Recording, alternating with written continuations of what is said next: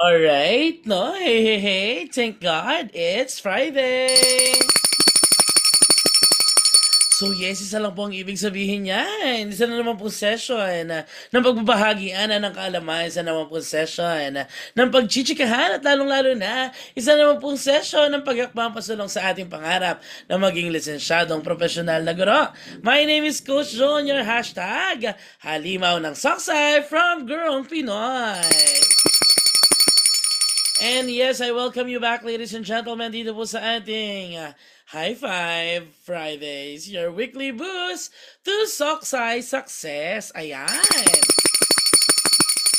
Sabi nga po natin, mapanghamon ang ating Soksay Majorship, no? Pero hindi po tayo papakabog. Ilalaban at ilalaban po natin. Dito sa ating High Five Fridays, pag-uusapan po natin ang 5 essential na questions tungkol sa iba't ibang mga subjects bilang paraan ng ating dagdag na paghahanda para sa ating board exam. Okay po? Alright, at yes, para po sa session na ito, ang pag-uusapan natin ay tungkol sa ating trends and issues in social studies. Ayan, no? Pero bago po ang lahat, tulad ng ating nakagawian, simulan po natin ang ating session sa pamamagitan ng isang panalangin for the Catholics. In the name of the Father, and of the Son, and of the Holy Spirit. Amen. Dear Lord, I come to you to ask for your guidance and direction in this study session. I ask that the Holy Spirit fill me with strength, creativity, and understanding to get through my studies without difficulty or sin. Help me hold my focus and attention. Help me to retain all that I learned. Please make my mind sharp and keep distractions at bay. If any part of my studying is weak or lacking in some way, let it be revealed so that I may correct it. And thank you for this opportunity to learn. Amen. In the name of the Father, and of the Son, and of the Holy Spirit. Amen. And yes, ladies and gentlemen, para po sa mga interesado maging member ng aming exclusive groups, huwag po kayo mag-atubiling mag-message dyan sa ating Facebook page, that is Gurong Pinoy. Para po kayo ay, kumbaga, no, kayo po ay, ano ba ito, makapag-chat na sa ating mga admin na handang sumagot sa inyong mga enrollment and admission concerns. Alright, no? At ito po ang aking YouTube channel. Baka naman, pa-subscribe. Ano po? At yes, gaya po ng ating ginagawa dito po sa ating High Five Fridays, no? Kumuha lang po kayo ng papel at ng ballpen dahil ngayon pong puntong ito, tayo po ay mag-answer, no, ng 5 mga katanungan, no, sa loob ng 30 seconds bawat question, no? So, ang unang bahagi, kayo po muna ang sasagot, tahimik, parang actual board exam. At syempre, right after that, we'll be having our rationalization. Are you ready? All right, let's begin with question number 1.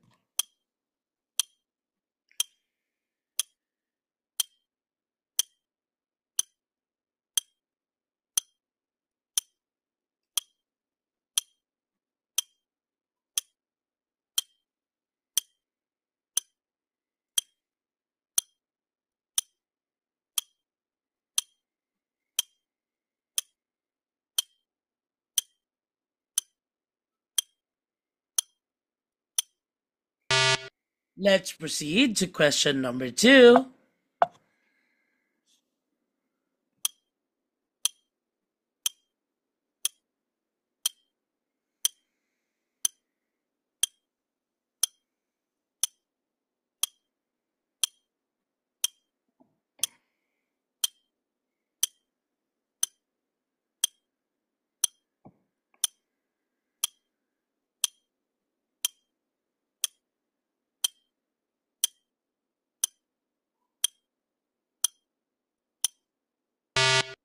We proceed to question number 3.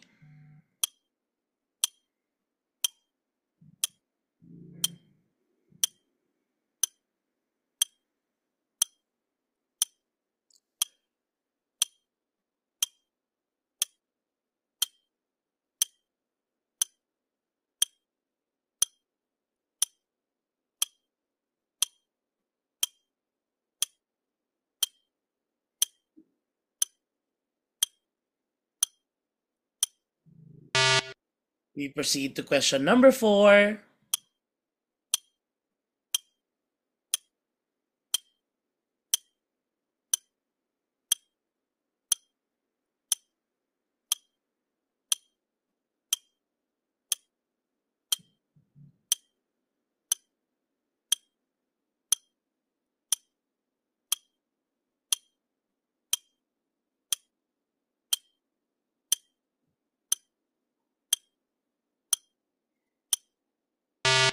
And lastly, question number 5.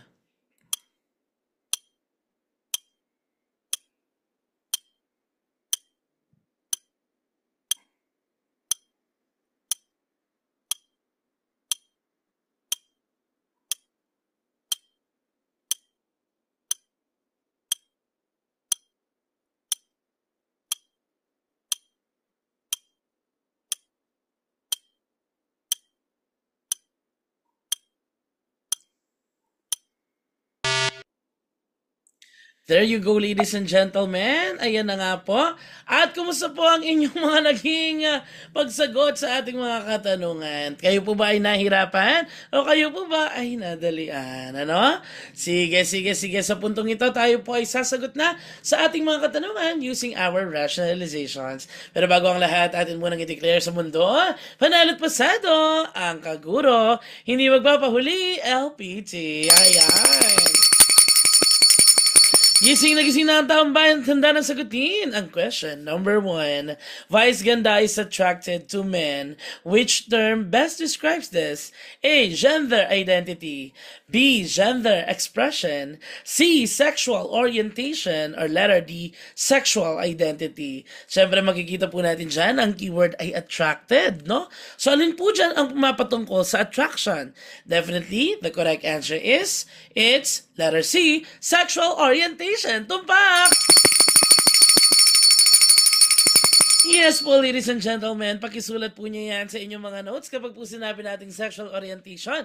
Yan po ay pumapatungkol sa attraction, which may either be physical, romantic, or emotional attraction ng isang tao sa isa pang tao, no? So in this case, for example, vice ganda is attracted to men, no? So this shows a kind of sexual orientation we know as homosexuality, no? Ito yung pagiging gay, no? Or pagiging lesbian. Well, sa case ni Meme Vice, ito po yung pagiging gay. It's the attraction to the people of the same gender because we would know that Meme Vice would be attracted to Ayon Perez, okay? So once again, when we talk of attraction, we're talking of sexual orientation, no? And also, we have what we call our gender identity. Ito naman po yung pumapatungkol. It refers to how, no, an individual, for example, personally identifies himself or herself. Like, am I a male? Am I a female? Am I non-binary? Or things like those. So that would be your gender identity. Pagkakakilanlan, no? And another one, for letter B, gender expression, ito naman po, it refers to how someone, no, how someone outwardly expresses yung kanyang gender sa pamagitan ng kanyang pananamit, sa pamagitan ng kanyang behavior, for example, at saka yung sa kanyang appearance. Di ba maaalala po natin, no?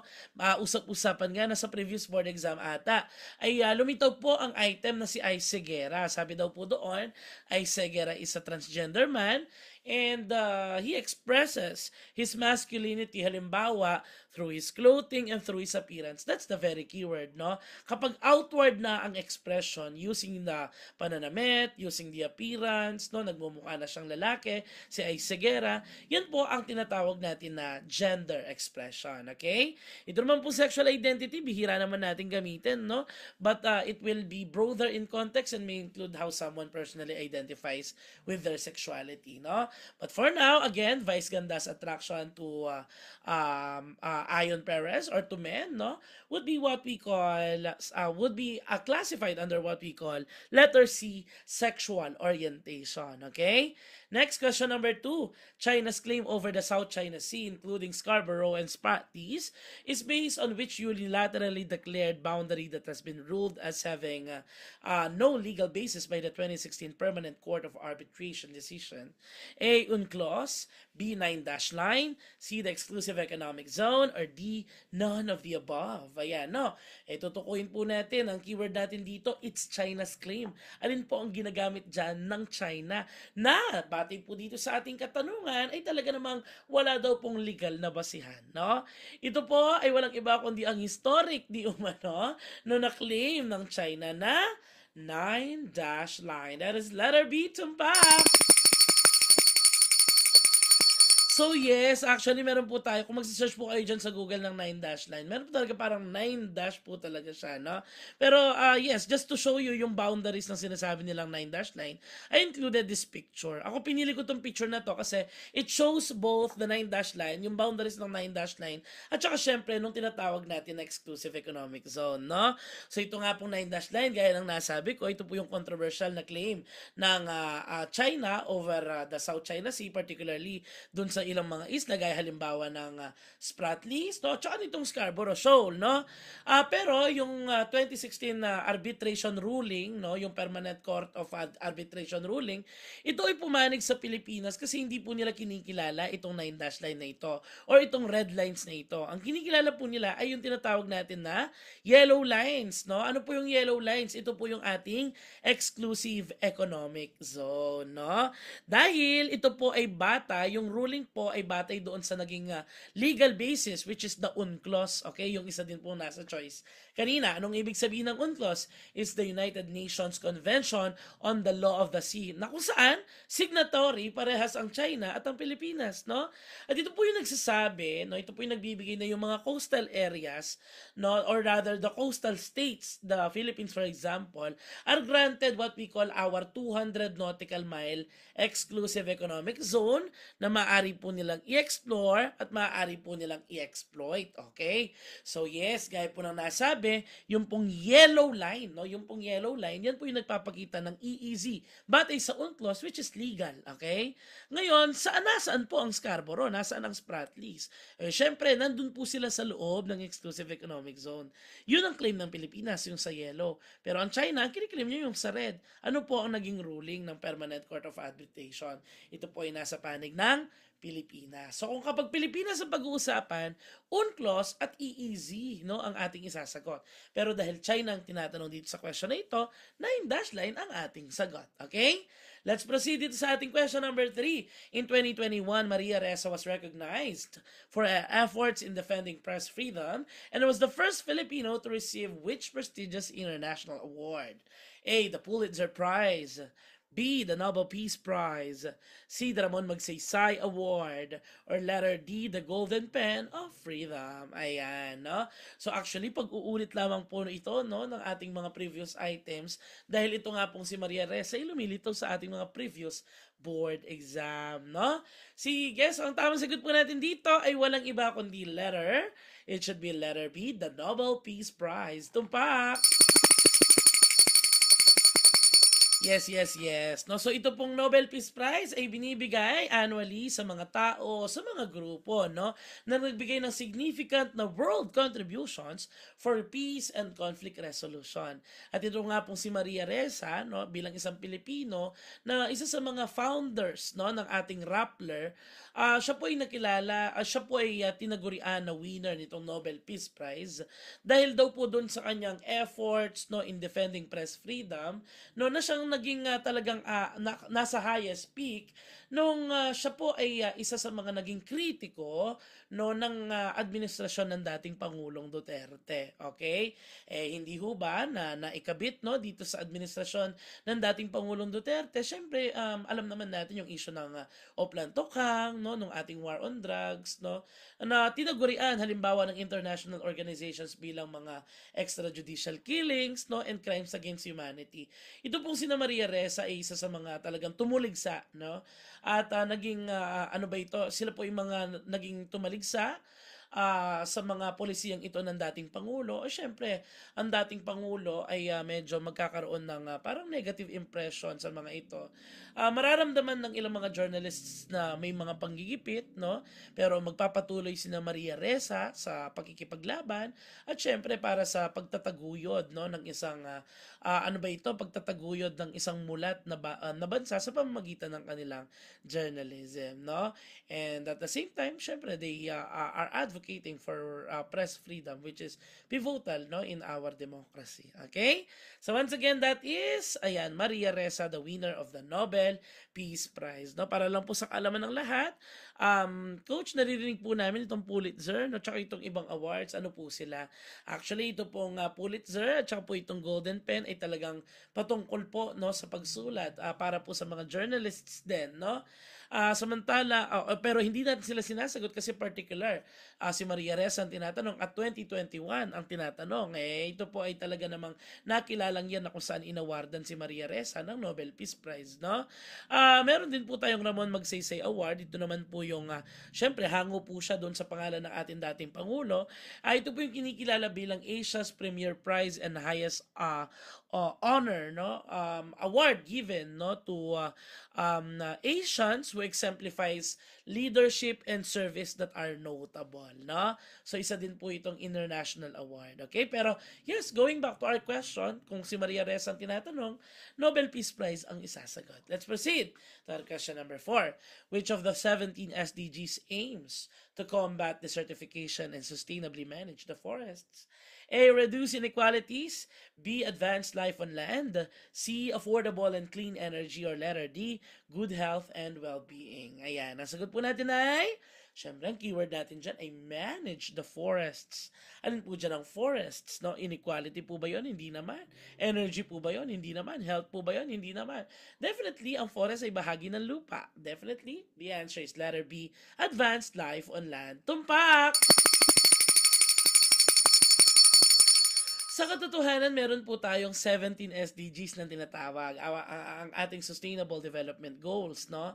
At kung gusto niyo pong i-review yan, nandito sa mga background ko din, o diba, contextualize, maaari niyo po hanapin dyan sa ating YouTube channel yung isang video ng Trends and Issues na kung saan nagbigay po ako doon ng 20 questions at 10 sa 20 questions ay tungkol sa SDGs, no? Dahil ito po mga SDGs ay hindi nawawala sa ating major ship, no? Although easy na lang naman sila, okay? But for this particular question, ang sinagot po natin ay goal number 15, which is advanced life on land, because as we will read, no, ito pong description ng goal na ito, it aims to protect, restore, and promote sustainable use of terrestrial ecosystems, sustainably manage forests, combat desertification, and halt and reverse land degradation and halt biodiversity loss. No? So yun, no, pasok ang keyword natin na manage the forests and combat desertification. Ano? Alright, so that is question number 4. Let's proceed to question number 5. According to the Transparency International, what is the main cause of failure of the Philippines to achieve a first world status or status? A. Lack of innovation and research. B. Lack of natural resources. C. Corruption. D. Poor governance and incompetent leaders. Ang una natin tatanggalin dyan ay ano? Ang una ho natin tatanggalin dyan ay letter B, lack of natural resources, kasi ang totoo, ang dami po nating natural resources, di po natin pwedeng isagot yan. No? Ngayon, kung syempre nga, you will just be answering subjectively, no? Maaari mong isagot yung A, no, C, and letter D kasi they may also be contributing factors for us being poor, no, and not achieving the first world status. Pero kapag binalikan mo, sino yung according to, no? Ayan nakalagay dito, the Transparency International, yun yung source. You need to, of course, be aware, ano nga ba ang mission ng Transparency International so that you would get a clue kung ano nga ba ang sagot, no? Ang tumpak na sagot o ang best na sagot dito. O syempre, we would know that Transparency International is a global coalition against corruption, which is why the answer is, it's also letter C, corruption. Tumpak! Ayan ho, gaya ho na nakikita ninyo, the Transparency International, it's the global coalition, no, against corruption. Na naniniwala dahil sa corruption, it leads to an inefficient governance, no? It also leads to, syempre, trust issues para dun sa mga investor. Kaya there is lack of investor confidence, no? And of course, the misuse of resources that makes a lot of Filipinos poor, no? So, corruption ang dahilan. At syempre, dapat sugpuin. Ano po? Alright, and in view of that, ladies and gentlemen, congratulations! At yes, no? So yan na nga po, nakailan ho kayo dito sa ating mga questions, no? Sige, kiklaim po natin yan. Kaya pakitype po dyan sa ating comment section, syempre ang ating pagmamanifest na paglagay ng pangalan, kasunod ang ating LPT. At ipakisulat po dyan ang inyong score, no? Para sa simpleng high five discussion na ito. Kayo po ba yung naka 5? Kung ganun ang inyong karanasan, aba syempre, tumpak yehe, high chance na talaga sa pagpasa. Kung 3 naman, ayos na, pero may maigagapang pa, no? At syempre, kung naka 1 lang, naku, wag pong panghihinaan ng loob, no?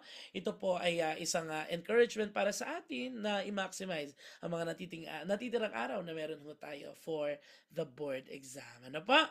Okay, in view of that, ladies and gentlemen, once again, ito po ang inyong Coach John, your one and only Sockseye Majorship Coach, na nagsasabing, kami po ang Gurong Pinoy, no? Kami po ang inyong kaagapay sa pagtupad sa inyong pangarap na maging lisensyadong professional na guro. Hakbang lang po tayo lagi pa salong. God bless you. Have a great rest of your nights at see you next Friday. Paalam! Paalam!